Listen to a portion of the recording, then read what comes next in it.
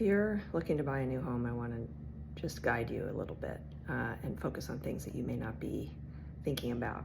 So people tend to think about the inside.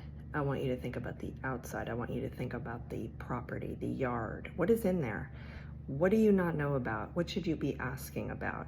Is there Japanese knotweed on the property, for example? In the UK, there's a mandatory disclosure where you have to say if you have it on the property. Here we don't have that. But what is the most threatening invasive plant in your region? Look that up, ask about it, be savvy, be aware, eyes wide open. Same thing for buyer's agents, okay? Know what the threats are in your area, advocate for your clients, ask about it. I think ethically, if you're asked about whether there's something on your property, you really need to answer truthfully. Then if there is Japanese knotweed or some other really threatening plant that could damage foundations, septics, whatever, or reduce property value, the price should be negotiated based on that.